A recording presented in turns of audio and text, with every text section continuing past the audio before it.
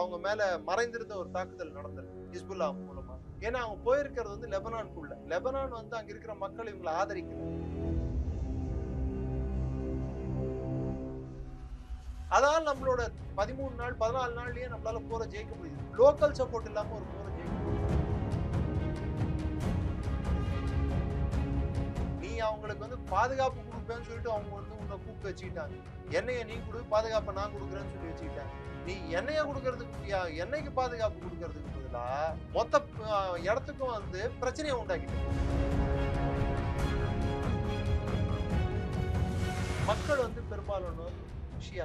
Saudi அரேபியாலையும் எண்ணெய் எங்கெல்லாம் இருக்கோ உற்பத்தி இருக்கோ அங்கெல்லாம் வந்து ஷியா மக்கள் வசிக்கிறாங்க.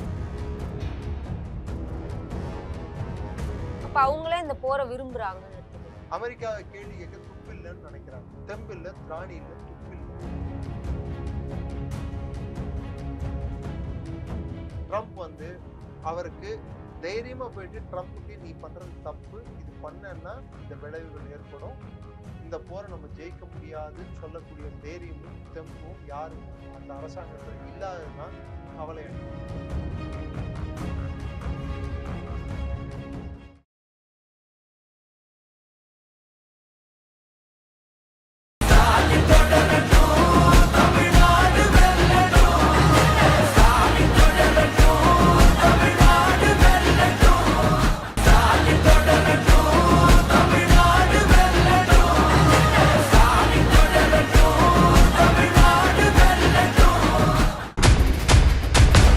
பேர் என்ன?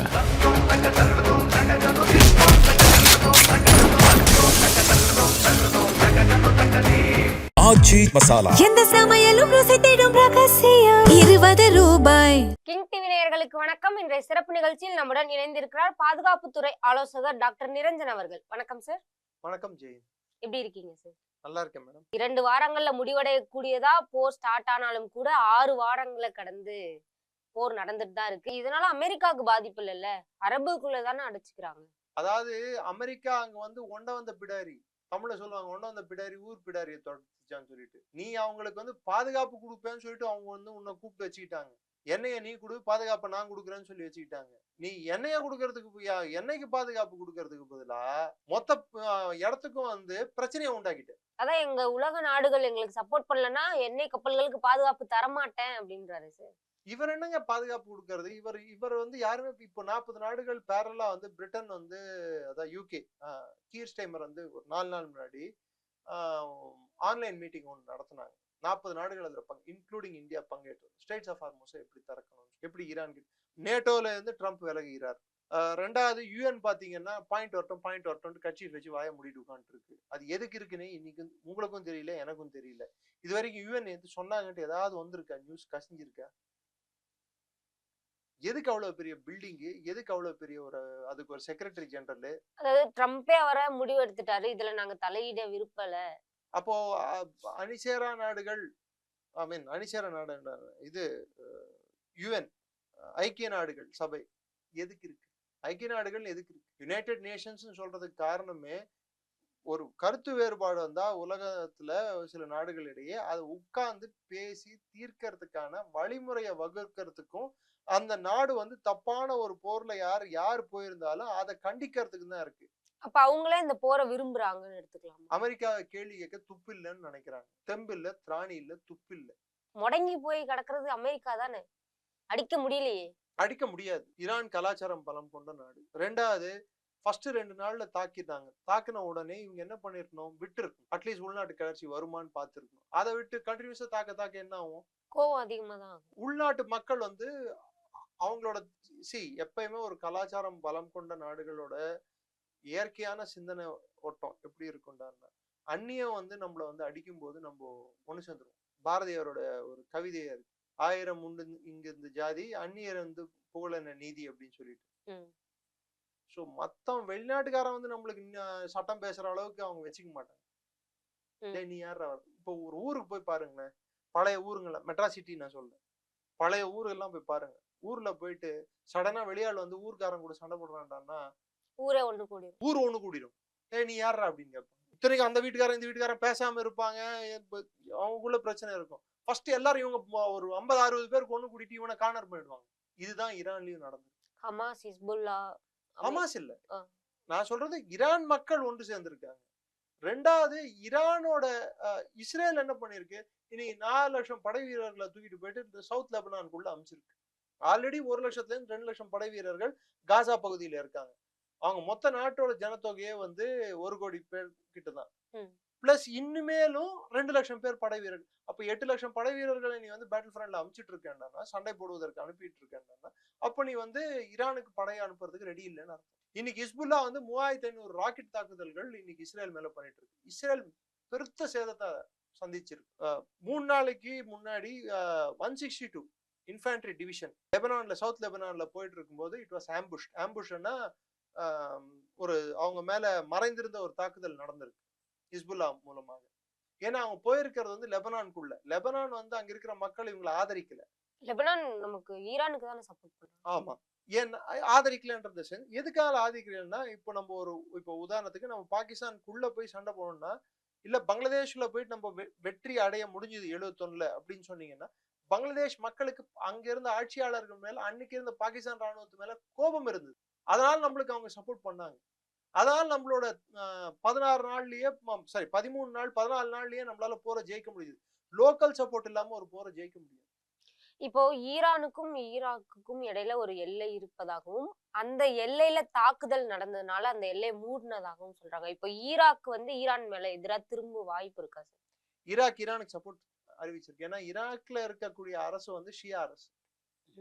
குர்துகளுக்கும் ஈராக் அரசுக்குமே சண்டை நடந்துட்டு இருக்கு. குர்து இந்த சைடு வந்து ஒரு குர்திஸ்தான் இருக்கு ஈரான்ல, அவர்களுக்கும் ஈரானுக்குமே வந்து பிரச்சனை இருக்கு. குர்து ப்ராப்ளம் வந்து 1ஆம் உலக போர் வரைக்கும் போகும். அது வரலாறு, நீண்ட வரலாறு. டர்க்கியில ஒரு குர்து பகுதி இருக்கு, சிரியால ஒரு குர்து பகுதி இருக்கு, ஈராக்ல ஒரு குர்து பகுதி இருக்கு, ஈரான்ல ஒரு குர்து பகுதி இருக்கு. இது எல்லாத்தையும் சேர்ந்து டப்ரிஸ்ன்னு சொல்லிட்டு ஒரு ஊர் இருக்கு ஈரான்ல, வடக்கு பகுதி. அந்த இடத்து அது எல்லாத்தையும் சேர்த்து ஒரு தனி குர்து நாடு ஏற்படுத்தணும்ன்றதுதான் அவங்க கோரிக்கை. ஸோ அது அவ்வளவு சீக்கிரம் அது நடக்க போறது இல்லை. ஈராக்ல இருக்கக்கூடிய இப்ப இருக்கிற ஆட்சி வந்து ஈரானுக்கு சாதகமான ஆட்சி தான்.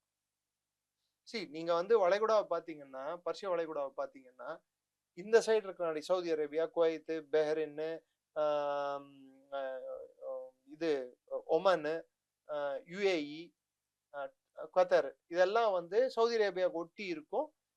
கீழே இருக்கும், சவுத் இருக்கும் வளைகுடா, கீழே கிழக்கே. வடக்கே இருக்கிறது ஃபுல்லா ஈரானு, ஈராக்கு, அப்படி கொஞ்சம் மேல போனீங்கன்னா சிரியா, திரும்பி கீழே இப்படி சுத்திட்டு வந்தீங்கன்னா சிரியா கீழே வந்து திரும்பி இஸ்ரேல் வந்துடும். இஸ்ரேல் வந்து பார்டரா வந்துடும் சிரியாக்கு. இந்த பக்கம் வந்தீங்கன்னா ஜார்டன் வந்துடும். Jordan, Lebanon. ஜார்டன்ல லெபனான் வந்து சிரியா பக்கத்து, சிரியா கொட்டின போலயே வந்துடும். இந்த சைடு ஜார்டன் வந்துடும். நான் சொன்ன இந்த கீழ்கண்ட நாடுகள் யமன் தவிர்த்து, யமன்லயும் ஷியா மக்கள் அதிகம். அது ஈரானுக்கு சாதகமான அரசு தான் அங்க இருக்கு. அதே போல பஹ்ரைன்ல ஆட்சியாளர்கள் வந்து சன்னி இஸ்லாமை சேர்ந்தவர்கள், மக்கள் வந்து பெரும்பாலானோர் ஷியாக்கள். சவுதி அரேபியாலையும் எண்ணெய் எங்கெல்லாம் இருக்கோ, உற்பத்தி இருக்கோ, அங்கெல்லாம் வந்து ஷியா மக்கள் வசிக்கிறார்கள். அந்த நாட்டுக்குள்ள போர் இருக்கு. சோ ஷியா கிறிஸ்டன்ட்டுக்கும் சுன்னி கிறிஸ்டன்ட்டுக்கும் பிரிவினை உண்டாக்குறது வந்து இந்த பர்ஷியன் கல்ஃப், வளைகுடா. இதுல இஸ்ரேல் வந்து இந்த 2 பேருக்கும், அதாவது அமெரிக்காவுக்கும் பிரிட்டனுக்கும், ஒரு காலத்துல பிரிட்டனுக்கு, அதாவது யூகேக்கு, அதுக்கப்புறம் அமெரிக்காவுக்கு வந்து ஒரு வாட்ச்மேன் வேலையை பார்க்கறதுக்கு, சூயிஸ் கால்வாயை கண்ட்ரோல் பண்றதுக்கு ஒரு வாட்ச்மேனை தான் அவங்களை வச்சிருக்காங்க. இந்த பிராந்தியத்துல இருக்கக்கூடிய எண்ணெய், இந்த பிராந்தியத்துல நடத்தக்கூடிய கப்பல் வர்த்தகம், இது எல்லாத்துக்கும் தங்கு தடையின்றி வெள்ளைய இன மக்களுக்கு, அங்க இருக்கக்கூடிய ஐரோப்பிய மக்களுக்கும் இங்க இருக்கக்கூடிய அமெரிக்கர்களுக்கும் தங்கு தடை என்ற போக்குவரத்தை வந்து காப்பாத்துறதுக்கும் அதை ஊர்ஜிதப்படுத்துறதுக்கும் ஒரு நாடா பார்க்கப்படுறதுதான் இஸ்ரேல். யூதர்களுக்கான நாடா தான் ஏற்படுத்தப்பட்டது.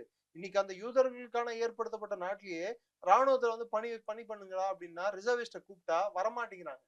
ஏன்னா அங்க எங்க மதத்துக்கு எதிரானது, நாங்க சண்டை போட மாட்டோம் அப்படின்றாங்க பல யூதர்கள். இஸ்ரேலியோட ராணுவ தளபதியே என்ன சொல்லிருக்காரு, அவர் பேர் ஜமீர், ஏதோ ஜமீர் அவர் பேர் ஃபுல் நேம், அவரே ஐடிஎஃபோட சீஃப், என்ன சொல்லியிருக்காரு, கிட்டத்தட்ட 900 டேஸா நாங்க சண்டை போட்டுட்டோம். 2023ல இருந்து இன்னி வரைக்கும் 900 டேஸா நாங்க கண்டினியூஸா சண்டை போடுறோம். யாரோ ஒருத்தர் கூட போட்டுக்கிட்டே இருக்கோம் நாங்க. அது லெபனான் கூடயோ சிரியா கூடயோ சண்டைன்றது நாங்க போட்டுட்டு இருக்கோம். அந்த மொத்த பிராந்தியத்துல நாங்க சண்டை போட்டுக்கிட்டே தான் இருக்கோம். 3 வருஷம் கிட்ட நாங்க சண்டை போட்டுக்கிட்டே தான் இருக்கோம். இந்த போர் எப்ப முடிவுக்கு வரும் சார்? எதிர்பார்க்கலாம். இந்த போர் முடிவுக்கு வர வேண்டும் என்றால் அமெரிக்கா பெருத்த சேதத்தை சந்தித்து அவர்கள் எடுத்துக்கிட்ட ஆப்ஜெக்டிவ்ஸ் அச்சீவ் பண்ண முடியலன்ட்டு அவங்கள பின்வாங்கணும். அதுக்கான சான்சஸ் கம்மியா தெரியுது எனக்கு. ஏன்னா ட்ரம்ப் வந்து அவரோட தாந்தோணித்தனமான பேச்சும் நடவடிக்கையும் அவர் சுத்தி இருக்கக்கூடிய அட்வைசர்ஸும், உதாரணத்துக்கு நான் ஏற்கனவே சொன்ன ஸ்காட் பெசன்ட்டை பத்தி நான் பேசினேன், ஹவார்ட் லுட்னிக்கு, கிறிஸ் ஹவார்டு, அதாவது எனர்ஜி செக்ரட்டரி, டிஃபென்ஸ் செக்ரட்டரியா இருக்கக்கூடிய, வார் செக்ரட்டரியா இருக்க பீடெக்ஸத் இந்த போருக்கு ஒரு முக்கியமான காரணம். அவர் லாபம் அடைவதற்காக இந்த போரை தொடங்கியுள்ளார். நெக்ஸ்ட் பாத்தீங்கன்னா மார்க்கோ ரூபியோ, அதுக்கப்புறம் பாத்தீங்கன்னா ஸ்டீவ் விட்காஃப், ஜெரார்ட் குஷ்னர், இது போன்ற ஆட்கள் ட்ரம்ப்பை சுத்தி இருக்கிற வரைக்கும் ட்ரம்ப் வந்து அவருக்கு தைரியமா போயிட்டு ட்ரம்ப்புக்கு நீ பண்றது தப்பு, இது பண்ணன்னா இந்த விளைவுகள் ஏற்படும், இந்த போரை நம்ம ஜெயிக்க முடியாதுன்னு சொல்லக்கூடிய தைரியமும் தெம்பும் யாருக்கும் அந்த அரசாங்கத்துல இல்லாததுதான் கவலை அளிக்கிறது. இப்போ மற்ற நாடுகள்ல யாராவது சஜஸ்ட் பண்ணாவோ இல்ல பேசினாவோ இந்த போர் முடிவு எப்படி பொண்டாட்டிக்கிட்ட அடி வாங்குறாருன்னு சொல்லிட்டு பிரெஞ்சு பிரசிடண்ட்டை பத்தி பேசுற ஆள்கிட்ட போயிட்டு யாராவது போய் பேச முடியுமா சொல்லுங்க? யோசிச்சு பாருங்க. ஒரு பப்ளிக் ஸ்பீக்கர், நீ ஒரு ஜனாதிபதி, மெனல் மேக்ரான் இன்னொரு நாட்டுக்கு ஜனாதிபதி, அவரை பத்தி பேசும்போது அவர் மனைவி கிட்ட அடி வாங்குறவரு அப்படின்னு சொன்னா இது நீ இருக்கிற பதவிக்கு அழகா? இல்ல. அதே இமானுவேல் மேக்ரான், இதுக்கெல்லாம் நான் பதில் சொல்ல வேண்டிய, இந்த மாதிரி கீழ்த்தனமான பேச்சுக்கு நான் பதில் சொல்ல மாட்டேன்னு அது எப்படி இருக்கு? மெச்சூர்டா இருக்கு. 80 வயசு இம்மெச்சூர்ட், மென்டலி ரிட்டார்டட் பர்சன் மாதிரி தான் ட்ரம்ப் பிஹேவ் பண்றாரு. இப்போ இதுல India is suffering from 3 kinds of disorders. For a kind information. One, narcissism. நார்சிசம்னா தற்புகழ்ச்சி, எல்லாத்தையும் தானே இம்பார்ட்டண்டா ஃபீல் பண்றது. என்னால் தான் உலகத்துல அமைதி வரும், நான் பேச்சுவார்த்தை நடத்தினாதான், நான் அந்த வார்த்தை வந்து அதிகம் பேசுறவங்க, it's a problem with narcissism. தனக்கென்றே முக்கியத்துவம் வேண்டும் என்று நினைக்கக்கூடிய தன்மை கொண்ட நபர்கள் அவங்க நார்சிஸ்டிக் டிசார்டரை ஃபேஸ் பண்றாங்கன்னு அர்த்தம். நெக்ஸ்ட் மெக்லோமேனியான்னா நான் சர்வ வல்லமை பொருந்தியவன், என்னை யாரும் எதிர்க்க முடியாது, யாரும் என்னை அழிக்க முடியாது, அந்த அதிகார பலம், அந்த வெறி, அந்த சர்வாதிகார சர்வ வல்லமை படைத்தவன் நான் என்ற ஒரு எண்ணம். இட்ஸ் மெக்லோமேனியா. மூணாவது டிசார்டர் பேரனாய்ட் சைசோஃபீரியா. என்ன பேசுறோம்? பேரனாய்ட் சைசோஃபீரியான்றது என்னடான்னா, என்னை யார் ஆட்சியில இருந்து இறக்கிடுவாங்களோ, எல்லாரும் எனக்கு எதிராக வந்து வேலை பார்த்துட்டு இருக்கு, என் பதவியை பறிக்கிறதுக்கு எல்லாரும் சதி திட்டம் திட்டுறாங்க, எல்லாரும் எனக்கு எதிராக இருக்காங்க, நான் மாத்திரம் இந்த பக்கம் இருக்கேன். இல்ல, சர்வ வல்லமை படைத்தவரா நினைக்கக்கூடிய நபரால எப்படி இந்த மாதிரி பயந்து எடுத்துக்க? இதுதான் காம்ப்ளெக்ஸ் டிசார்டர் ட்ரம்ப்புக்குள்ள இருக்கிறது. அவர் பேச்சே பாருங்க, என் பதவி எப்ப போகும்ட்டு எனக்கு தெரியல அப்படின்னு ஒரு வார்த்தை சொல்லுவாரா? அடுத்து 8 போர்களை நான் தான் தீர்த்து வைத்தேன் ஒரு வார்த்தை சொல்லுவாரா? நான் ஈரானை என் காலை நக்க விடுவேன் அப்படின்னு ஒரு வார்த்தை சொல்லுவாரா? அவர் பேசுற பேச்சுல எதிரியாவது கொரிலேஷன் இருக்கா பாரு, ஒண்ணுக்கு ஒண்ணு முரணாவே இருந்துட்டு இருக்கும். இது வந்து மென்டல் டிசார்டரான ஒரு அறிகுறி. இதுவரை எங்களுடன் பல்வேறு கருத்துக்களை பகிர்ந்தமைக்கு நன்றி. நன்றி ஜெயின்.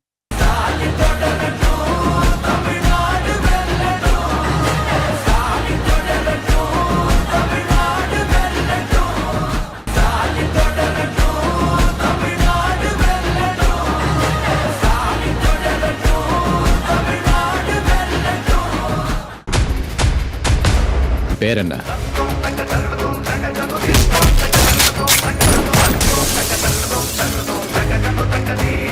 ஆச்சி மசாலா. எந்த சமையலும் ருசி தேடும் ரகசியம். 20 ரூபாய்.